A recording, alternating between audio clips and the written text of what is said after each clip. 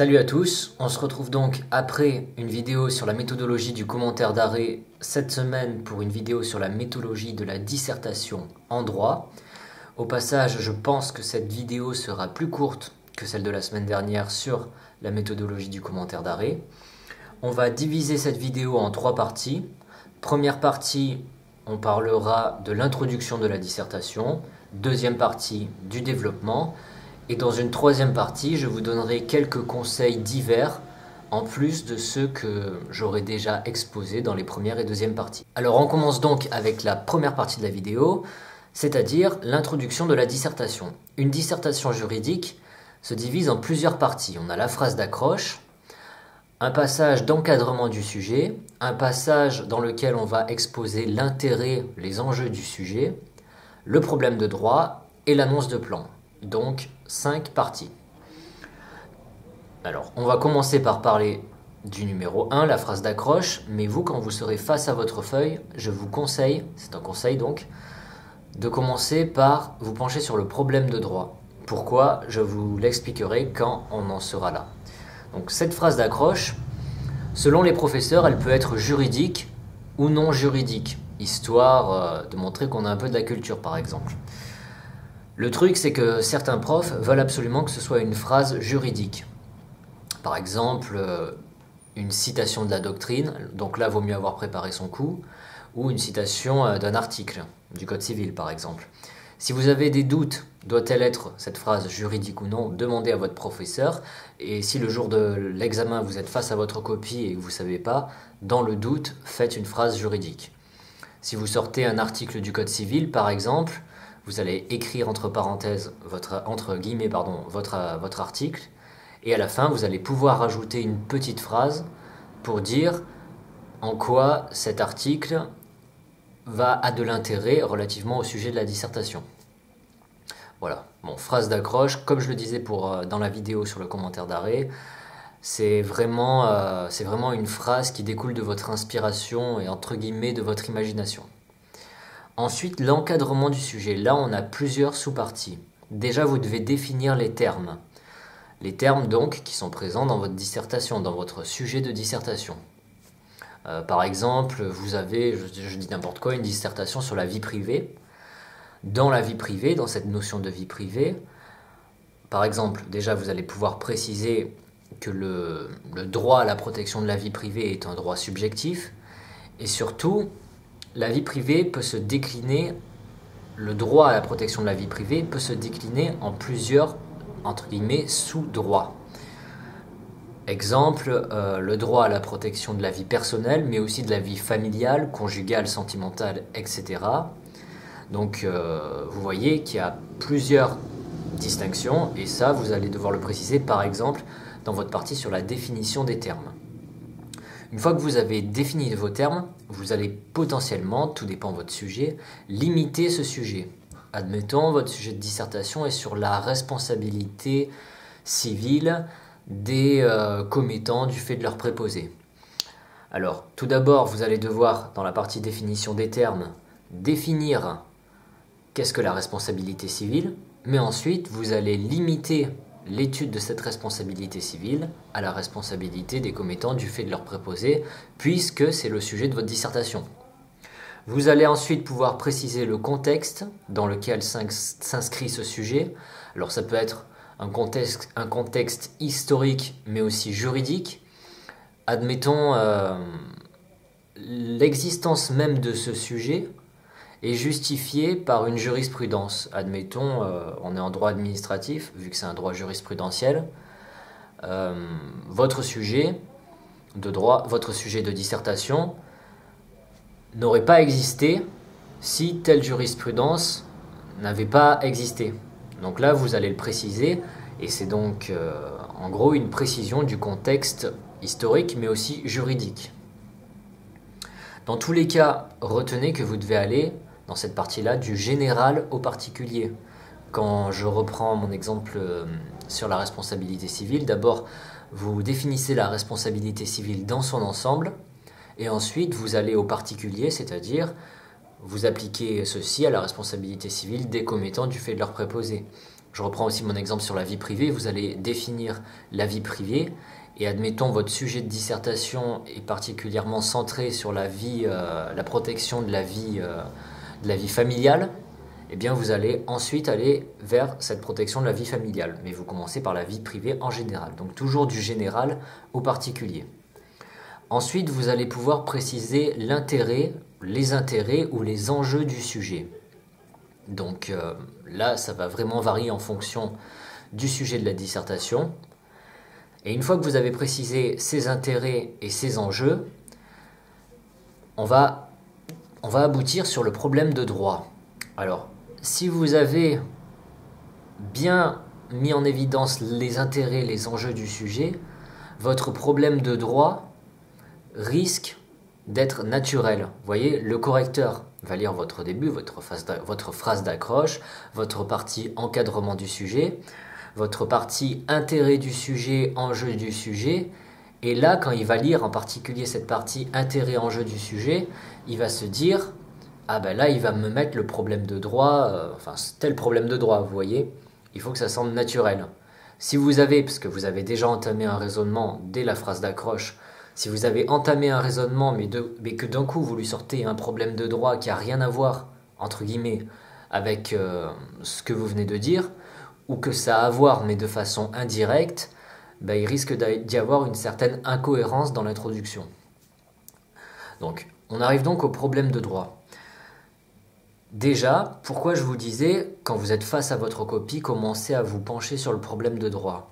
Tout ce qu'on a dit là avant, phrase d'accroche, encadrement du sujet, c'est plutôt en fait des connaissances issues du cours, vous voyez. Définir les termes du sujet, bon ben ça, soit vous connaissez les définitions, soit vous les connaissez pas. Par contre, le problème de droit, vous ne pouvez pas prédire à l'avance quel problème de droit vous allez formuler, puisque votre problème de droit va dépendre du sujet de la dissertation, et le sujet de la dissertation, vous le saurez que le jour de l'examen.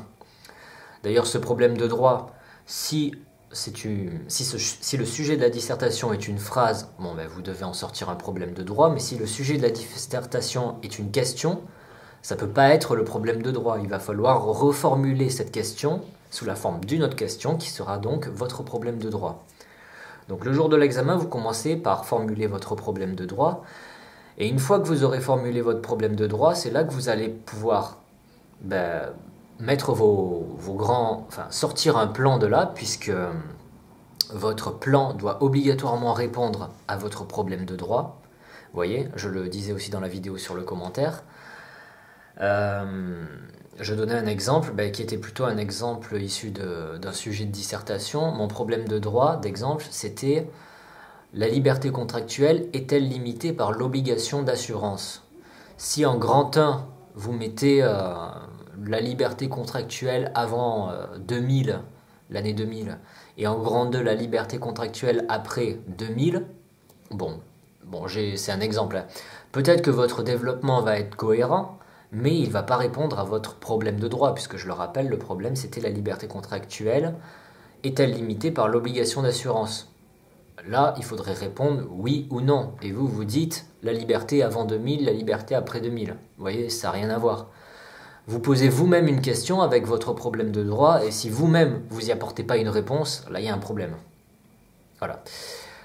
D'ailleurs, ce problème de droit, pour qu'il soit juste, en principe, on doit toujours pouvoir y répondre par oui ou par non. Là, je reprends le mien, la liberté contractuelle est-elle limitée par l'obligation d'assurance? On peut répondre oui, on peut répondre non.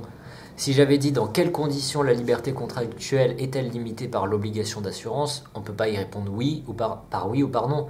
On aurait répondu par exemple, elle est limitée dans telle condition, etc. Et à ce moment-là, le problème de droit serait plutôt faux. Mais ça peut varier d'une fac à l'autre ou d'un prof à l'autre.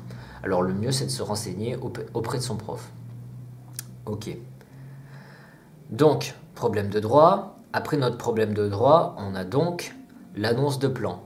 L'annonce de plan, comme je viens de le dire, votre plan, en fait, doit répondre à votre problème de droit. Votre développement également doit répondre à votre problème de droit.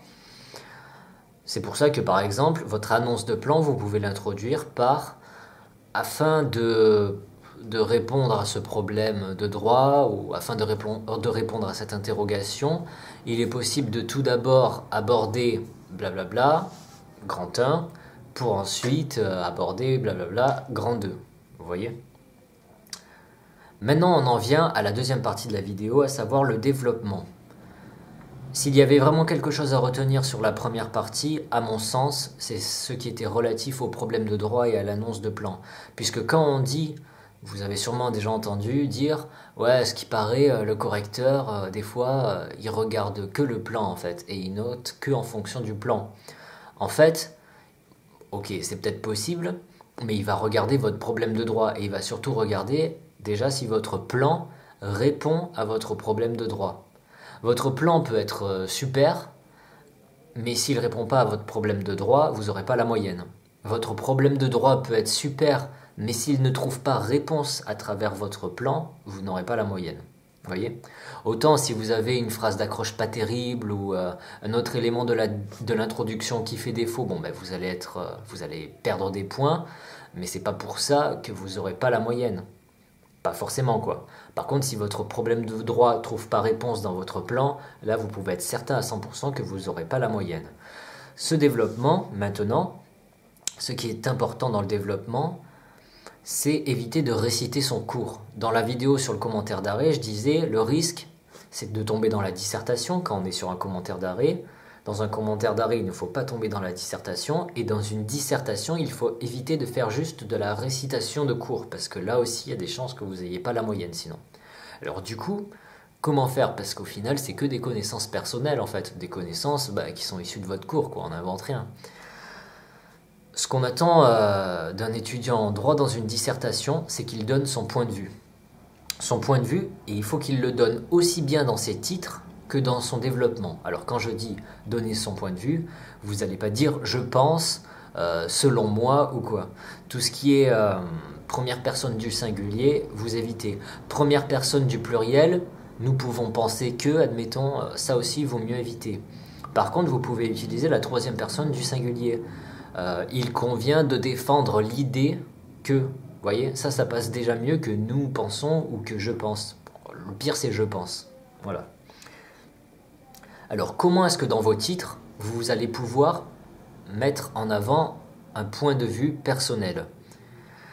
Vous allez pouvoir utiliser en fait quelques mots qui vont indirectement donner votre point de vue. Pareil, dans vos titres, il ne faut pas dire, il faut pas dire selon mon avis personnel. Enfin, bon, vous vous doutez bien que dans un titre, on ne peut pas mettre une expression comme ça. Mais admettons, vous avez un titre qui est, par exemple, une solution de droit contestable. Alors, pourquoi elle est contestable? Parce que vous pensez qu'elle est contestable. Après, vous allez expliquer pourquoi elle est contestable. Vous voyez, elle est contestable à l'égard de tels éléments de droit. Mais, par exemple, notre étudiant va peut-être penser que cette solution de droit, cette même solution de droit, n'est pas contestable. Donc c'est bien un point de vue personnel qui est exprimé et qui est visible grâce au mot contestable.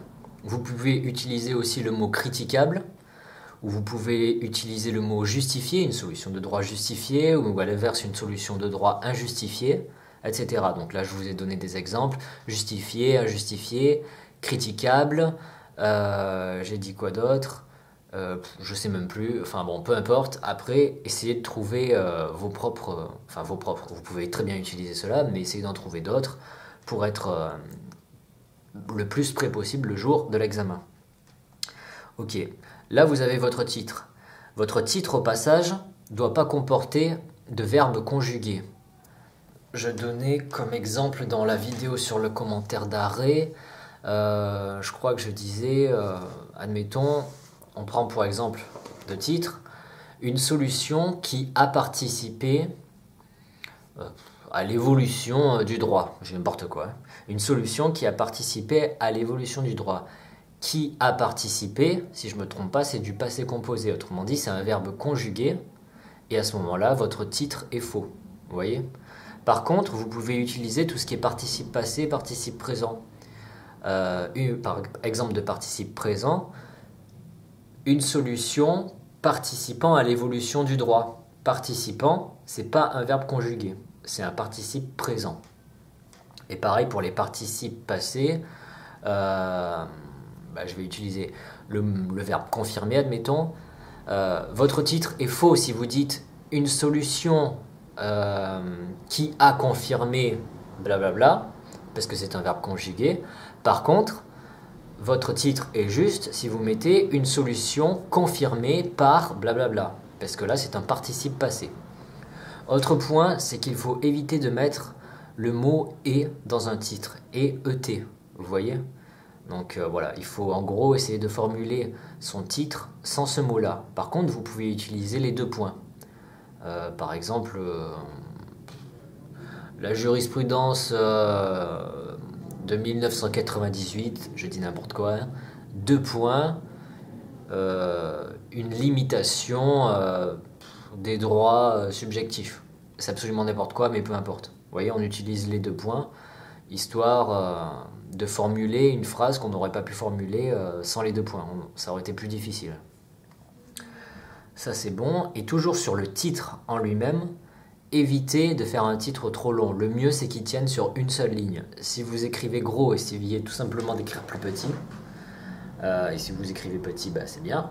Mais je veux dire, même si vous écrivez gros, il ne faut pas se dire « ouais, j'écris gros, du coup je peux faire 2 lignes ». Voilà, autant se dire « bon, j'écris plus petit et je fais qu'une ligne », c'est le mieux vu. Par contre, bon, c'est clair, c'est sûr que si vous, sur la deuxième ligne, vous avez un mot ou 2 mots, vous voyez, enfin, c'est ça, quoi, c'est pas grave. Mais essayez de faire tenir votre titre sur une seule ligne, tant qu'à faire. Donc ça, c'est les titres. Voilà.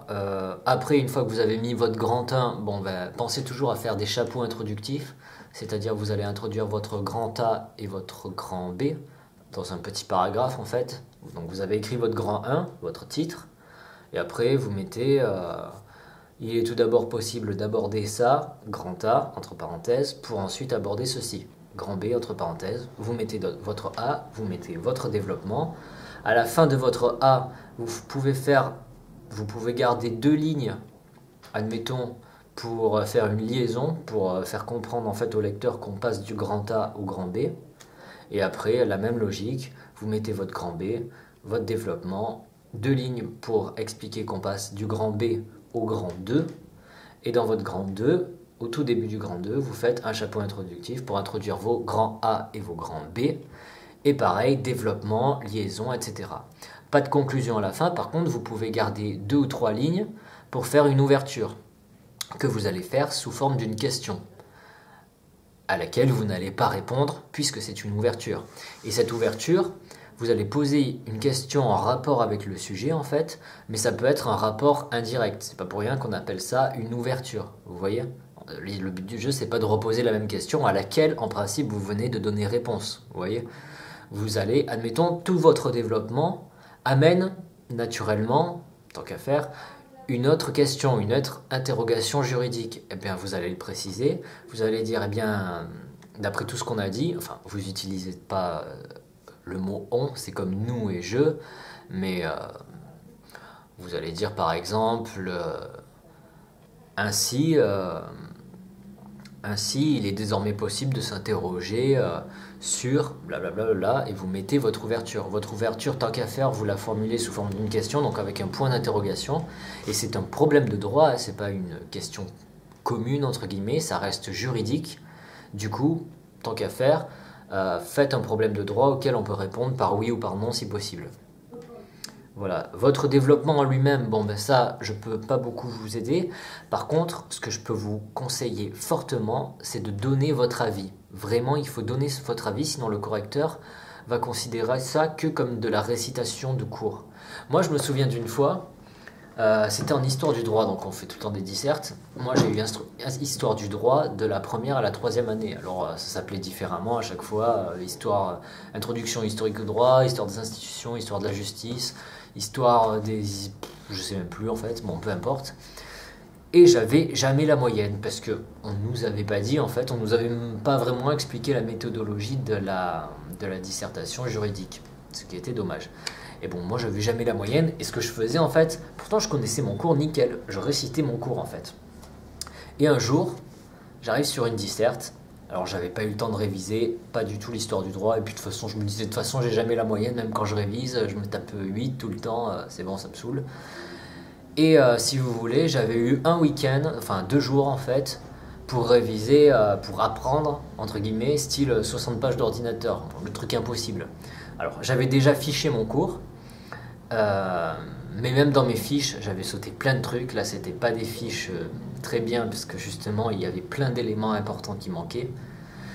Et j'avais appris ça comme je pouvais. Et je m'étais dit, bon, ben, le jour de l'examen, je vais compenser. Vu que cette fois-ci, je connais moins mon cours, eh ben, je vais essayer pas de broder, vous voyez, parce que le but, c'est pas de se répéter. Parce que broder, ça pourrait être répéter X fois les mêmes choses, ça sert à rien. Mais je vais essayer de faire comme si c'était en gros une question de réflexion, vous voyez. Et par conséquent, on donne son point de vue. Et c'est ce que j'ai fait, et pour une fois, j'ai eu la moyenne. Alors que le truc, je l'avais à peine révisé, et que je le connaissais à peine, puisque j'avais fait des impasses sur des parties énormes du cours. Donc comme quoi, donc, ce qui est vraiment important dans la dissertation, c'est de donner son point de vue. Donc, comme je vous l'ai dit, vous évitez les jeux selon moi, on. Utilisez plutôt la troisième personne du singulier. Ça, je trouve que c'est le plus passe-partout. Et puis voilà, et puis tout devrait bien se passer si vous avez bien un problème de droit qui trouve réponse à la fois dans vos titres et à la fois dans votre développement. Ok. Maintenant, on arrive à la troisième partie de la vidéo. Alors, pour ce qui est des conseils divers, je prends ma fiche. Déjà, évitez de faire des fautes. Bon, ben voilà, puisque ça, des fois, je sais que ça saoule certains correcteurs. Évitez de faire, j'allais dire, trop de ratures. Bon, moi, ça m'est arrivé, hein. Le mieux, c'est d'écrire au stylo encre, je pense, et d'effacer avec un effaceur. Et utiliser du langage juridique. Ça, c'est valable aussi bien pour vos titres que pour votre développement. Par exemple, il peut exister certaines expressions qui relèvent plus en fait du domaine littéraire que du domaine juridique. Exemple, j'avais écrit un truc là. Voilà, par exemple, bon, je sais pas trop là comme ça à quoi ça pourrait s'appliquer, mais pour faire référence à la malchance, on pourrait par exemple, il existe le mot, l'expression chat noir, vous voyez. Vous n'allez pas utiliser ça dans un titre ou dans un développement. Alors là, ça vous paraît, vous allez me dire, ouais, mais c'est logique, mais en même temps, j'ai pris quelque chose de vraiment grossier. Mais je sais qu'il existe d'autres expressions qui sont plus littéraires que juridiques, qui sont bien vues par certains profs, mais qui sont mal vues par d'autres. Alors dans le doute, vaut mieux rester juridique. Puis c'est mieux, vous êtes dans des études de droit et pas des études de lettres. Au moins ça vous entraîne à parler comme un juriste. Autre conseil, les majuscules. Quand vous écrivez cour de cassation, vous voyez, il faut un C majuscule à cour. Quand vous écrivez Premier ministre, il faut une majuscule à P. Bon voilà, c'est vraiment... c'est important, hein, mais ce sont des détails. C'est pas sur ça que vous allez avoir la moyenne ou pas.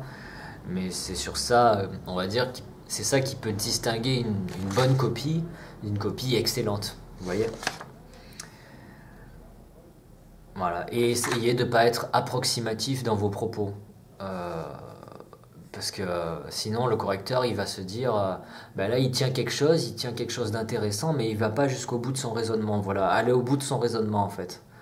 Si vous n'allez pas au bout de votre raisonnement, le correcteur il va considérer qu'il manque quelque chose. Donc là on est dans la partie développement en fait. C'était donc mes conseils pour la dissertation juridique. Je vous fais un récapitulatif. Introduction, phrase d'accroche, encadrement du sujet avec définition des termes, limitation du sujet, précision du contexte historique, mais aussi et surtout juridique, en allant toujours du général au particulier. Ensuite, troisième partie de l'introduction, intérêt du sujet et enjeu du sujet, problème de droit, annonce de plan. Je rappelle, si votre introduction est bien faite, votre problème de droit va être pressenti dès la partie intérêt du sujet et enjeu du sujet. Problème de droit, annonce de plan. Votre annonce de plan, votre plan répond à votre problème de droit. Votre problème de droit est une question à laquelle on peut répondre par oui ou par non. Ensuite, développement. N'oubliez pas les chapeaux introductifs. Pas de verbe conjugué. Pas de et, et dans les titres. Des titres courts, une ligne si possible. Exprimez votre point de vue dans les titres et dans le développement. Dans les titres, utilisez certains mots comme contestable, critiquable, justifié, injustifié, etc. Donnez votre avis dans le développement. Faites une ouverture à la fin. N'oubliez pas de rester juridique, de ne pas mettre des expressions littéraires. N'oubliez pas les majuscules pour certains mots comme cour de cassation, le C de cour. Évitez les fautes, évitez les ratures et vous serez sûr d'avoir une bonne note. Si vous avez apprécié cette vidéo, n'hésitez pas à me le faire savoir par commentaire et à la partager pour les personnes qui pourraient en avoir besoin. Vous pouvez, n'oubliez pas, m'envoyer vos questions et suggestions de vidéos par message privé sur ma page Facebook, le lien est dans la description. Vous pouvez également vous abonner à la chaîne YouTube pour être tenu au courant des prochaines vidéos.